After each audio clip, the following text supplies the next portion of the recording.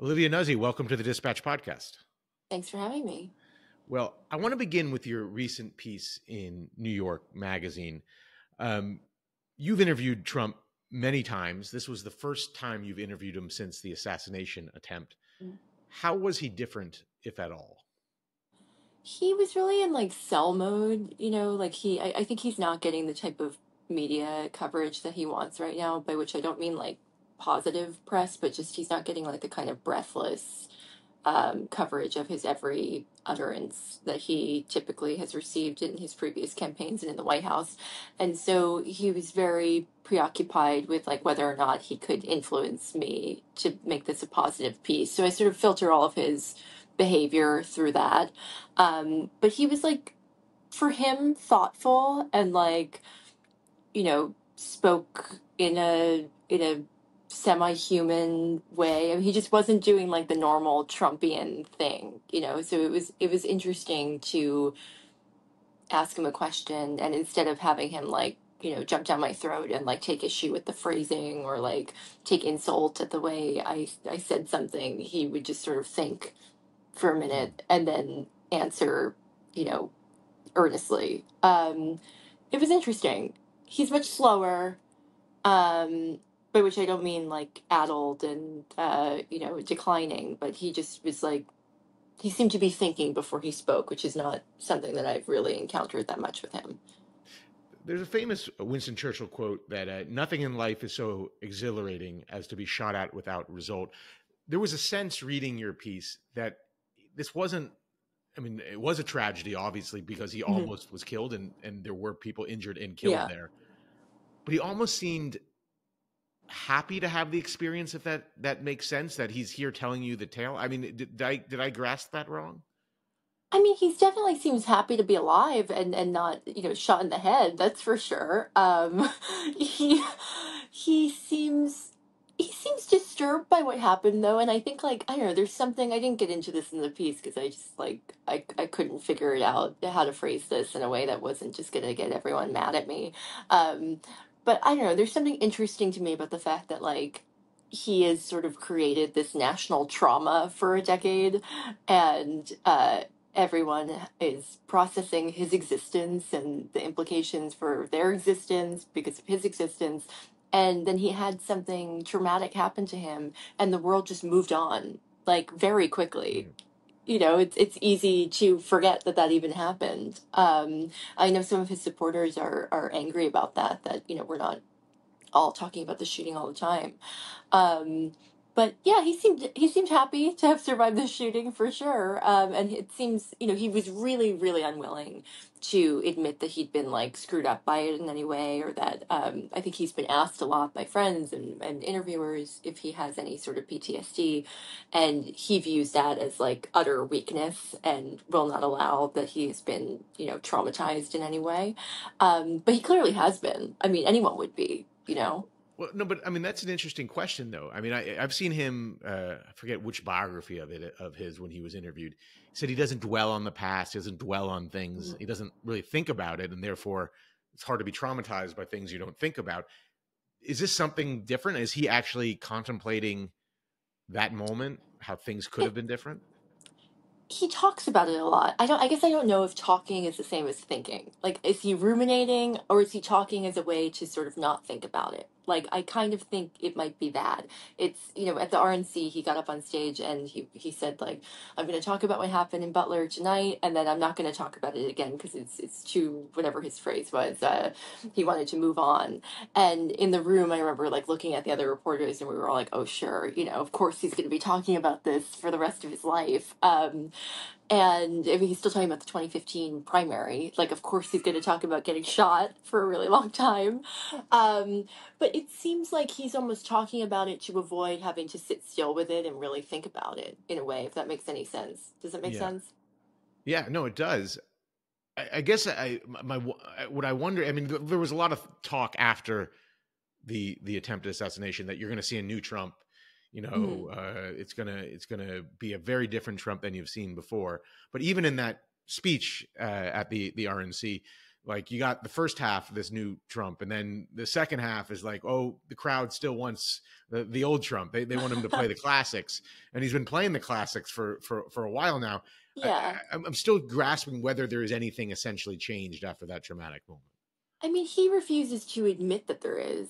And he doesn't want it to be the case that there is, because I think he views change as like an admission that there was something that should have been changed, and as an admission of failure and weakness. And so, like, for him to say, I'm different now because of this, I don't know, it's too vulnerable, I think, and he doesn't want to like live in that space and think about those things.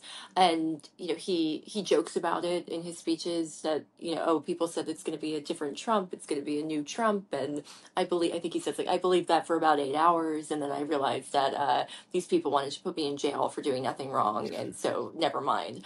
And I don't know, it's like, it depends. In conversation, he seems different, but then, last Friday, I went to Trump Tower for his press conference, and he stood up there for what felt like 3 hours, but I think it was like an hour and a half, going over various allegations of rape or sexual misconduct that have been lobbed at him, and insulting the women and saying that they were, quote, not the chosen ones. Not the women that by which I think he meant not the women that he would have chosen to sexually assault, not that they were not Jewish. And it was like any old Trump up there. That press conference could have taken place at any time in the last 10 years, and you couldn't have told the difference. So I think that it has prompted him to acknowledge that maybe he is not the most powerful force in the universe. And that maybe he is part of this human race that he's heard about before. But I don't think it has, it's certainly not changing his political messaging or his approach to politics. Well, I want to talk about the iconic picture, and I'm going to bring in an interview you also gave with a Substacker named Jessica Reed Cross, which was really interesting. You talk about how that iconic photo, you had a friend text you that this is the coolest photo. That's, someone who didn't like Trump. I have to admit, this is like the coolest photo ever. Yeah. For years, specifically with people that didn't like Trump, which is, at least half the country, he was seen, and I think for good reason, as a fake tough guy. Mm-hmm. He talks tough, but there really isn't any examples of actually him being tough. And then when he ran, I think it was 2016 campaign, there was like a balloon pop, or someone ran towards the stage, and the Secret Service just rushed him off. Looked weakness. There was obviously the White House when there was protests there. There was the stories of him being taken to the bunker, which he didn't like. But in this moment where he was able to show a genuine toughness to even people that disliked him, and I wonder if you were talking to him about this moment. Was there a moment where, he knows that he almost was killed? He knows he was hit, but he's not in dire pain, where he knows he has this moment to kind of turn the tables and create this image? Because you talk about in this piece how he's an artist almost. What is he thinking in this moment where he's creating this iconic picture? What's going through his mind, do you think? In his telling, I asked him about whether or not he was thinking about image making at that moment. And, whether obviously he knows he's being photographed, he knows he's being filmed. He's always thinking about optics. Remember when he came back to the White House after being at Walter Reed when he had COVID, and he did a fist bump, and there was some talk with his advisors that he was going to wear a Superman t-shirt underneath his dress shirt and rip it off, which he did not do, unfortunately, in the end. But he went up on the balcony like Eva Peron and like give his little wave. He's always thinking about how to sort of project strength and project the image that he wants in the world. So I figured that was behind the fight fist bump moment in Butler. He was adamant that it was really like he was making eye contact with people in the crowd, and that he saw how worried people were in the crowd, and that everyone was sort of holding their breath, and he thought that they thought that he was dead. And he said that Secret Service was convinced that he had been hit in the chest or in the head, but that he had this remarkable clarity in the moment where he was very clear about he had been shot in the ear. It hurt, but it wasn't like dire pain. He said it was like a slap, which I didn't ask this, but I should have asked, like, when was the last time you were slapped? You know, like how how constant is that that feeling? And he said that he did it for the people in the crowd to like confirm to them that he was not dead. And that he was sort of fighting with Secret Service, where they were saying you were hit in the chest, you were hit in the head, and he was like, no, I wasn't. I was just hit in the ear. I don't think that I believe that. I think that he was certainly thinking about the cameras as well, and thinking about, you know, how this would look to the world. But it's a very short period of time. You know, if you go back and you watch that tape, it's it all happens in a matter of seconds. And I don't know, he's sort of the best performer in the world. He's the best performer living today. And I think it was like this brilliant moment of performance. Well, you also examined his ear, and you write in the piece, if you were the kind of person inclined to make such declarations, which Donald Trump is, you might call it the greatest ear of all time. Now, knowing Trump the way I know Trump, not personally, but just observing him for many years and interviewing a couple times during the 2015 campaign, 16 campaign. Did he circle that and send you like, thank you, Olivia, this is one of the wonder. I mean, this seems like a moment he would circle and, you know, forget what the other piece said. This alone would make him very happy. I actually haven't heard from him yet. I heard from his campaign, but I haven't heard from him yet. He called me the Friday that we were going to print, and he wanted to know if it was going to be a nice story. But I have not heard from him yet. I texted him the article, but he hasn't answered yet. Whoa, so wait, you texted him the article? Yeah. Does he respond to you on text? He in the past he would call. If he's one of those people who responds to a text with a phone call. But I heard that he texts. I just haven't received any. Huh. And how often does he respond to you? I mean, for those who haven't like read once it, or twice. Yeah. He calls you so some of the interviews through calls and some of it is at Mar-a-Lago. Yeah. Are you ever at a restaurant and you get a call from I was at Michael's. I was at Michael's on the most overrated restaurant in New York. Well, you know, it's like I was sitting at Michael's and I was with Maggie Haberman and Caitlin Collins, and I was like, you know, sir, I'm at Michael's with Maggie Haberman and Caitlin Collins. Did you put it on speaker? Did you No, it's too loud in Michael's. Yeah, and also Michael's is like the worst place in the world to be a member of the media having any type of sensitive phone call. You know. Yeah. So one of the other things that I would imagine Trump hates about this campaign right now is them trying to portray him as weird, him and J.D. Vance. And you ask him about this. He brought it up. I actually didn't even ask him about it. He just brought it up. Like, that's how angry he is about this. It's just front of mind. Well, let me read what he says to you. He says, I mean, they call me weird. I'm not weird. I'm the most not weird person. You go on to write, I asked if he would agree that he is an extraordinary, unusual person. Unusual, but not weird. I think a very solid person. I mean, a solid person, he said. How do you think he sees himself as unusual, and how do you think other people see him as unusual? I mean, it's funny to talk to him about words because he really does care about words and their usage. And like, he's also the only person besides me or maybe the editor-in-chief of my magazine who like cares about print media that much. You know, he's like one of the last holdouts who thinks that print is super important. I mean, in my mind, unusual is not like an expressly bad thing, right? Unusual means special, unique,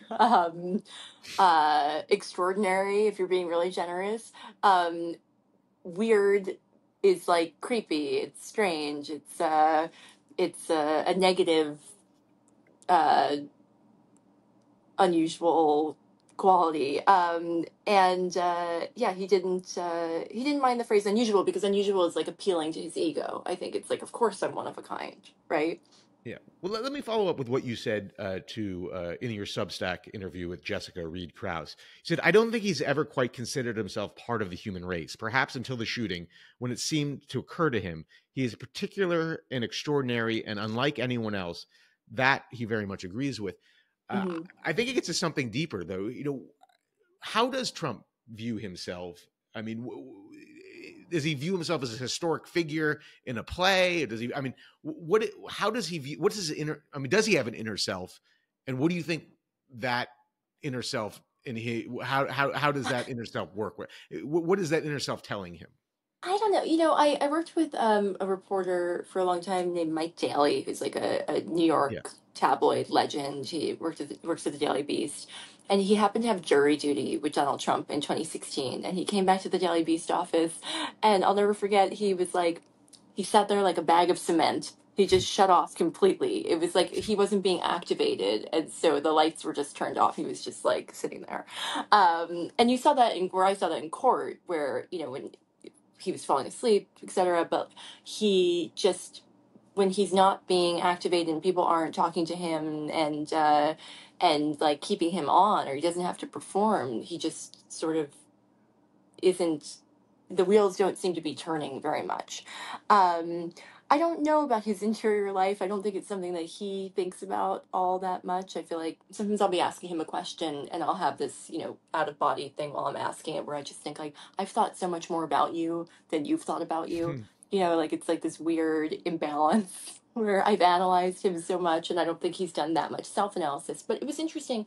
I happened to see his childhood home in Jamaica Estates, Queens, a few months ago. And I'd never seen it before.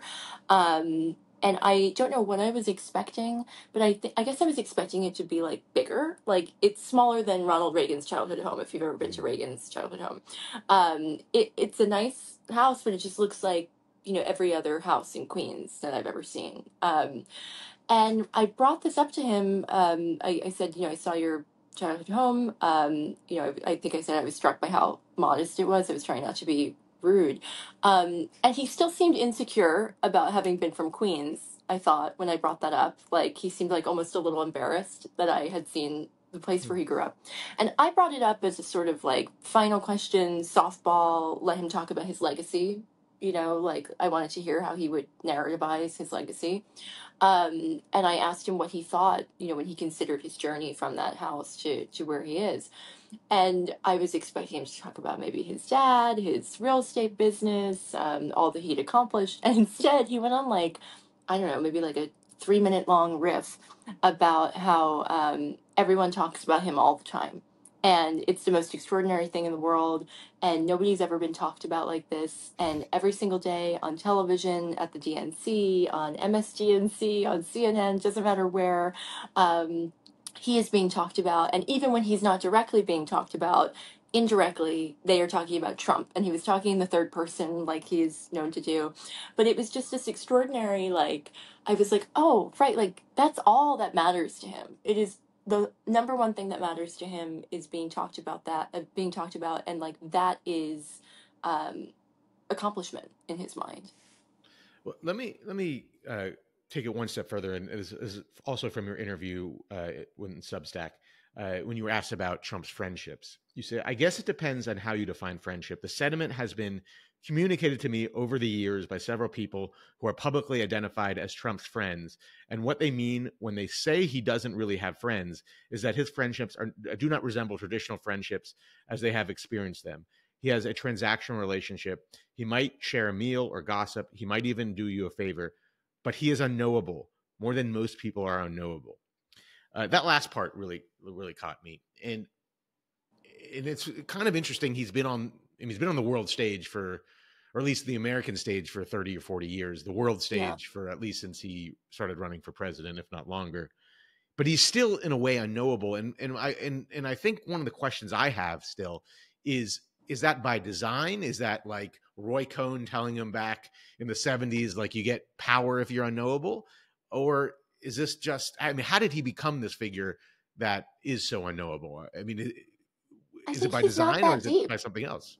I think he's not that deep. I think, a lot of times I'll spend time analyzing Donald Trump and then I realize that, like he is a puddle. He's a very interesting puddle. There's a lot to look at. He reflects the world in a really fascinating way, and you can spend a long time peering into this puddle, but it's just not that deep.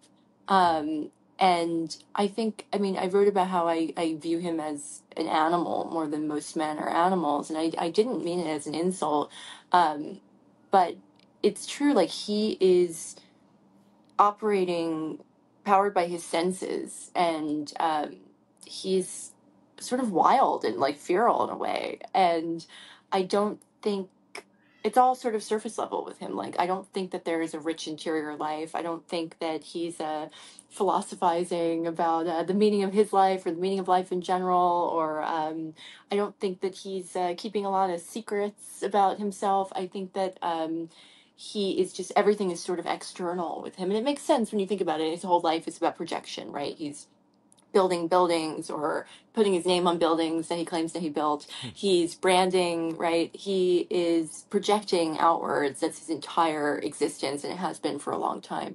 But I also think, I can't remember who said this, but someone smarter than I am once said that you stop maturing at the age that you become famous.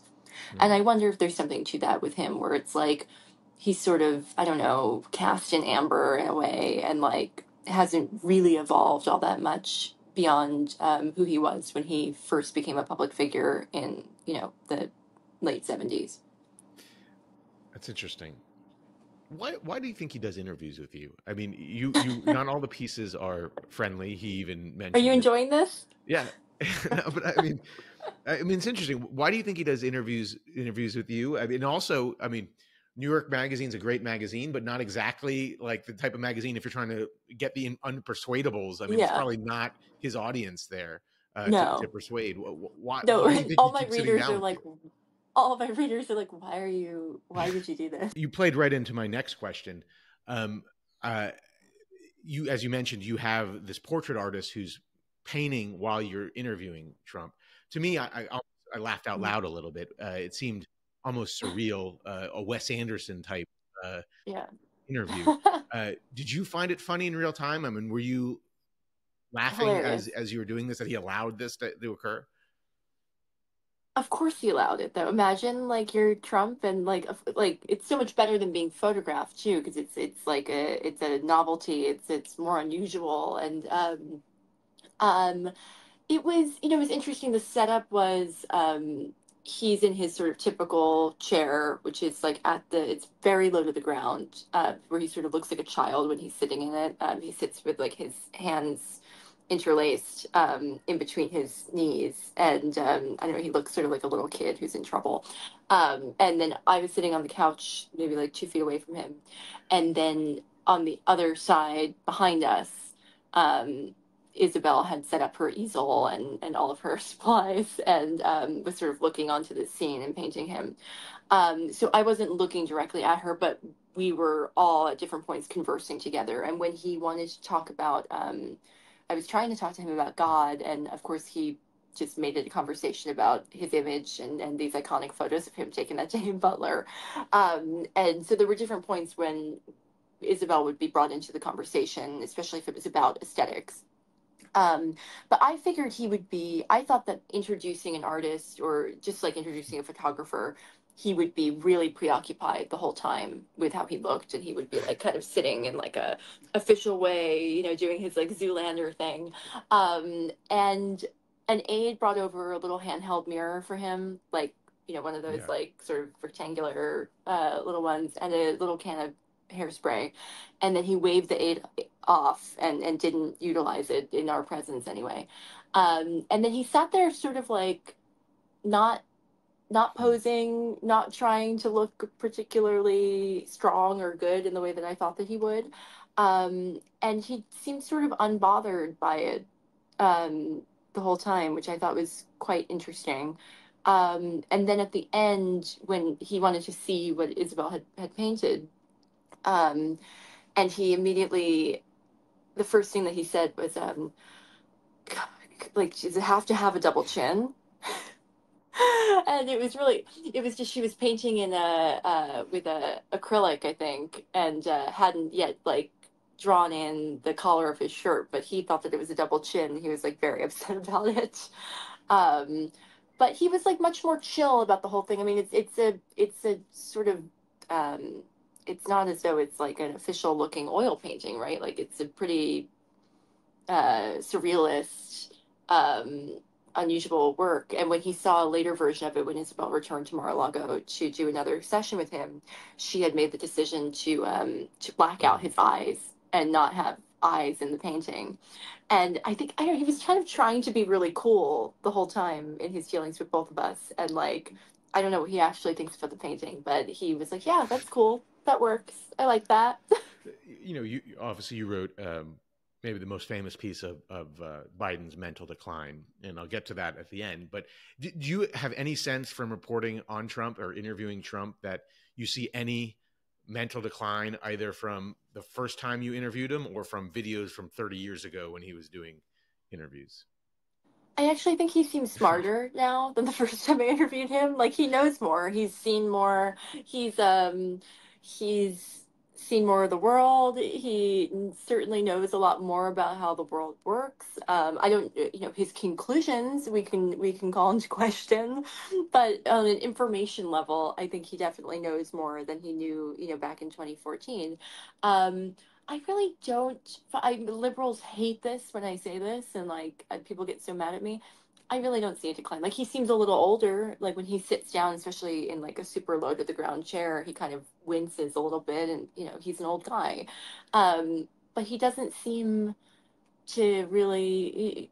He really doesn't seem like he's lost a step, and like the comparisons with Joe Biden are laughable. I mean, it's just there's no question that Joe Biden is mentally impaired, whereas Trump has always just struck me as seeming kind of crazy, but not really seeming What old. do you make of, I guess, the big topic in the last few days is Laura Loomer in the orbit of Trump? I even saw a couple tweet from some random accounts that were sent in my algorithm. They're suggesting that they have a ongoing relationship of some sort, which I find unlikely. But what is Trump? Why is Trump have Laura Loomer in his orbit?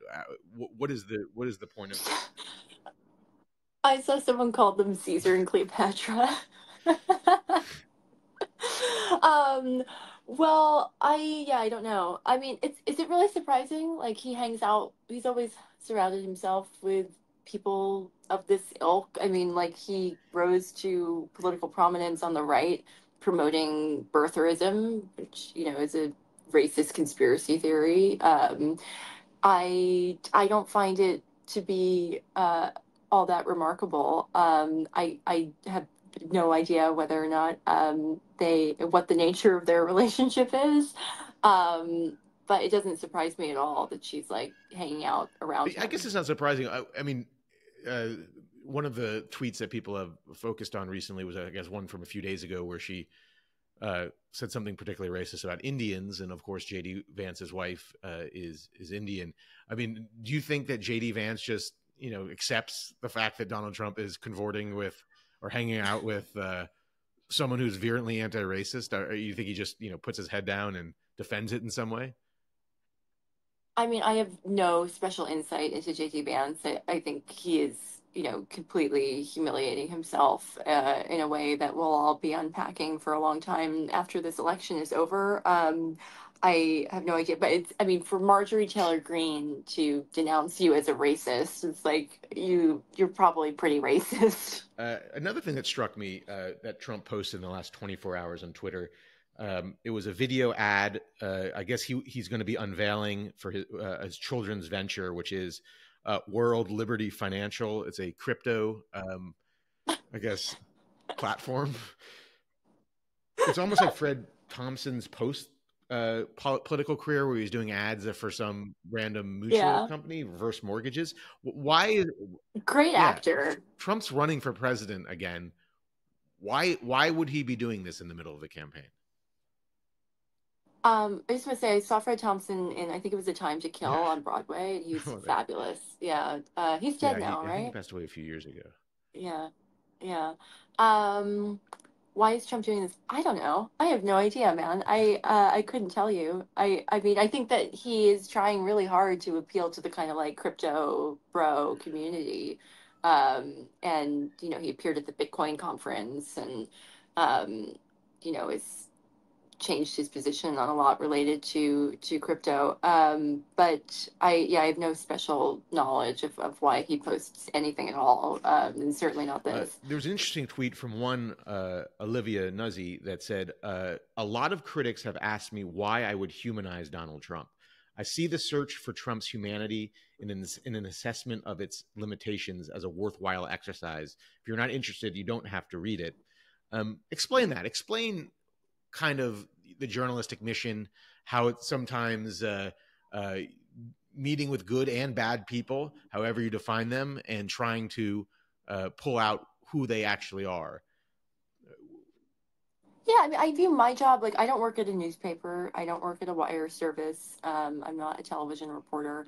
I write, feature stories about human beings, and I view my job as humanizing people. Like, I think that's a good thing. I also think, like, when you look back at history, the details that we remember about people who are considered, history's great villains, whether or not you think that Donald Trump will qualify, are we remember color, we remember humanizing little details. That all of that stuff that might seem trivial or surface level in the moment, I think is quite important. And I view my job as like to bear witness. Like, I think some people are designated as witnesses, and I am one of them. And for whatever strange combination of like idiosyncrasies and qualities that I possess that make it so that I get invited into those spaces, or I can sit down with Donald Trump over a period of years, my job is to bear witness for people who will not see him at that close a vantage point, and to report back about what he's like and what he says and what he sounds like and what the room is like.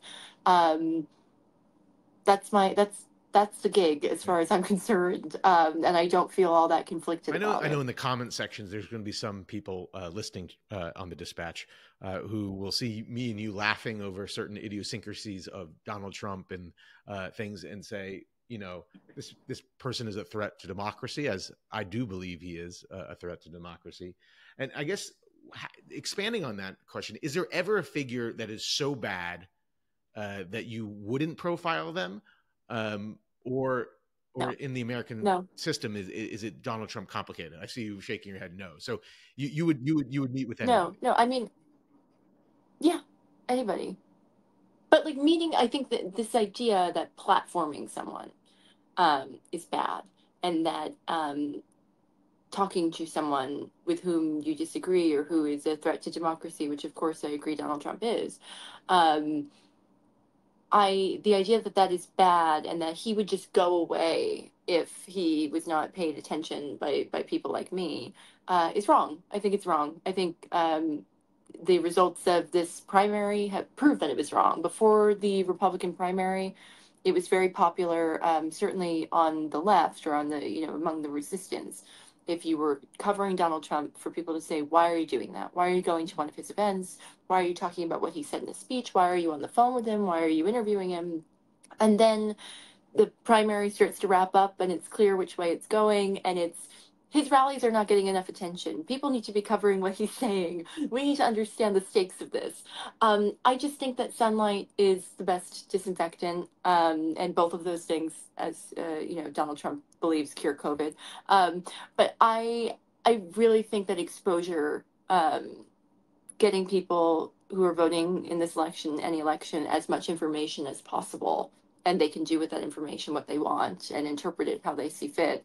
Um, that's my job. I don't think that I am giving him power by trying to understand him and trying to help other interested parties understand him. Reading your piece, it kind of struck me that, I mean, there's characteristics that he has that make him a fun and interesting TV character. But when you translate that into politics, it's understandable. I wonder if what those characteristics are, and I couldn't place them. I mean, you read about him, and he's a funny, weird, strange person. And when he's like hosting The Apprentice, that's fine. But when applied to politics, it changes completely. Yeah, I mean, he wasn't like a great deal maker in the White House, right? I mean, most days were sort of just, it's easy to forget now, but it was just like a sea of confusion every day. You'd sort of wake up to like a tweet that would change the course of that week. You couldn't really plan for anything. It was very difficult for them to get anything done. and very difficult for them to like formulate a plan about what they would do if they could get anything done. All of that is because of his personality. You know, I think the personality at of an executive like defines what the environment is like for everyone who works under that executive, and I don't think he's any different. But I mean, it's interesting. He's running in such an anti-conservative way, in a way that's just so fascinating to me. And I'd actually be curious to know what your thoughts on this are, because he's running on expanding the government. He's running as like a big government president. And I think that's so fascinating to have that be the guy who's leading the Republican Party. Well, I mean, without expounding, I do think there's like now a new wing of the industrial policy conservatives. I wouldn't call it conservative, but industrial policy Republicans that believe that, you should take over the government and put it in the direction that you like, and no longer kind of the limited governor Ronald Reagan types. Let me ask you this, though. You've written a lot about people that have gotten close to Trump and been burned by it. Rudy Giuliani comes to mind. Mm-hmm. Why do people accept that role when okay, I guess I have a two-part question. Why do people accept that role, J.D. Vance taking the vice presidency? And can you think of an example of someone who accepted a role like that and not get burned by it in the end?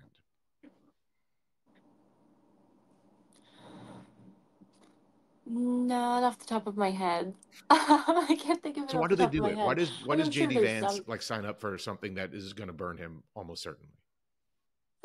I really I wish I had insight into the JT Vance thing, because it is fascinating. It's like there's also a case to be made that like you shouldn't, if you're planning on having to govern as a Republican president, that taking a Republican out of the Senate is not a great idea, and that like he was part of a new generation of up and coming leaders, and they should have kept him there.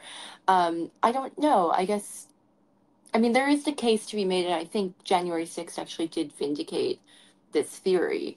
Um, Everyone would always laugh or scoff when this was brought up during the Trump White House.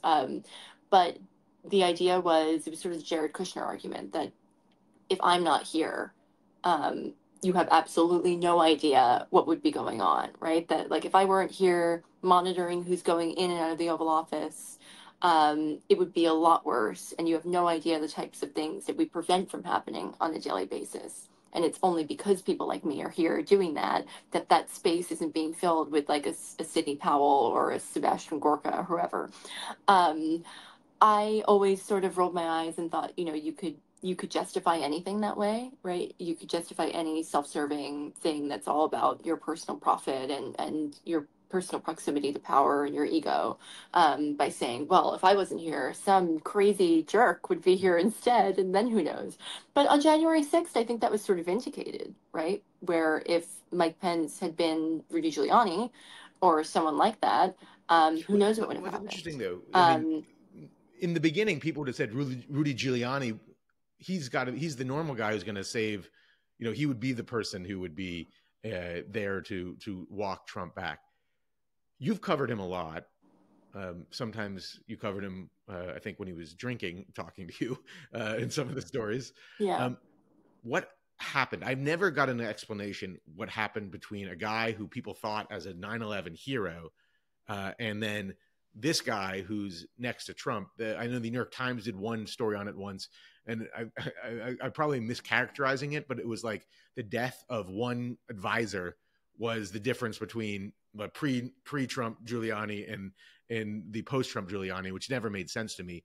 What happened? You're talking about his first deputy I mayor forget who the powers? name was, but like the whole story was like this Yeah. person was the guy that reined him in somehow.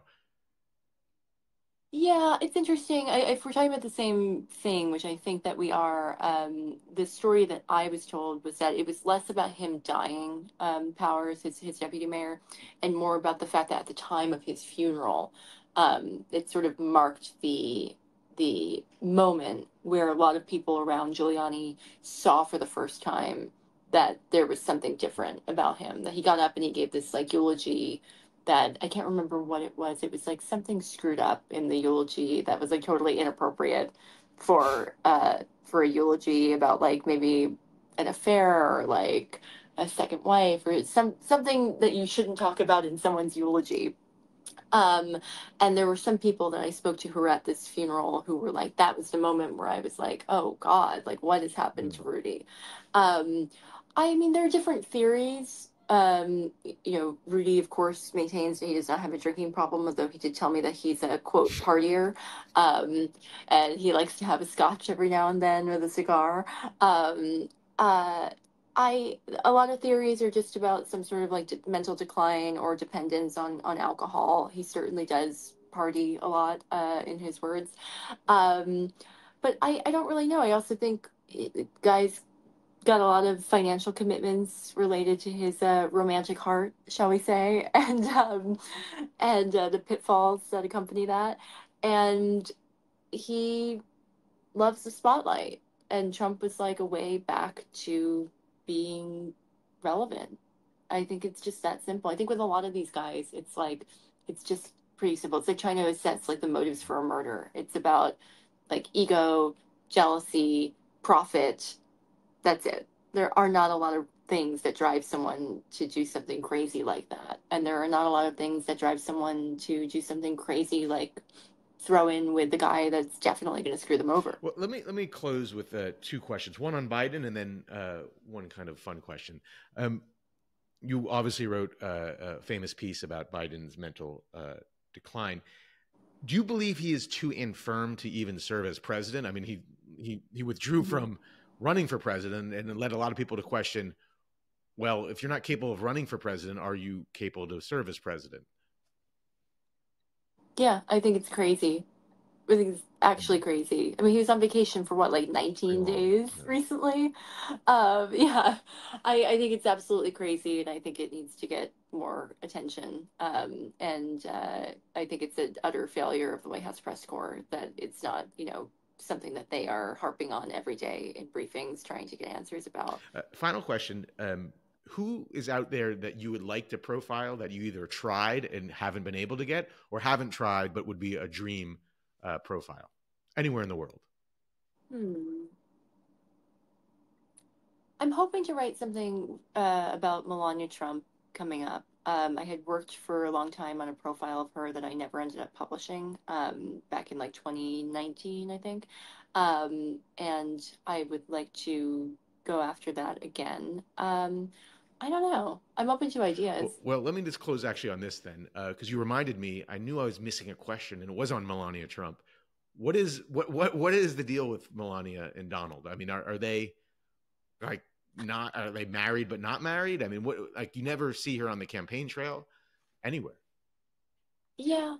I mean, I don't want to like speculate about anyone's marriage. I certainly hear the same sort of gossip that I'm sure that you hear about, whether or not that's a real relationship, whether or not it's just a transactional relationship where, you know, she got a lot more than she bargained for and, did not realize she was going to end up having to be the first lady.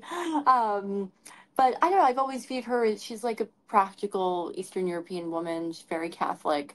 And I think the biggest sin that you can commit against someone like that is to humiliate them. And I think that, if there is if you want to track like the moments where she's really retreated from his political career and public life associated with that, it's been after she has been humiliated because of his alleged behaviors, right? And I think in that sense, it does strike me as sort of a real relationship, maybe realer than people think. Let me just press you. I mean, and correct me if I'm wrong. Didn't she do an NFT as well? I mean, it seems like she's like willingly. Yeah. Why is she doing these things? Does she have to like earn her own keep or something? I mean, it seems like she's humiliating herself sometimes. I don't know. I mean, I really don't know. She's really closed herself off to like there used to be an inner circle around Melania, just like there is with any principal, right? And if such a thing exists now, it's a complete mystery to me. She really got burned by a lot of people close to her. Her alleged best friend who worked for her, recorded their conversations, leaked them, wrote a book about her. Her top aide, both of these women happen to be named Stephanie. Her top aide, Stephanie Grisham, who's a great friend of mine, whom I really love, and I think is a fascinating, like, courageous person. she wrote a book as well. It was not like the same sort of betrayal, but I think from Melania Trump's perspective, it's like these people that I trusted, who were close to me, who were working for me, turned out to be snakes, and I don't want anyone close to me anymore. And I don't know. I mean, I view her retreat in the last year as probably being a little bit more complicated than just being about her husband. Her mother died as well pretty recently, and she was really, really close to her mother. She's very family oriented. I mean, she's another one who probably more than her husband is unknowable. Well, with that, Olivia Nuzzi, thank you for joining the Dispatch podcast. Thank you.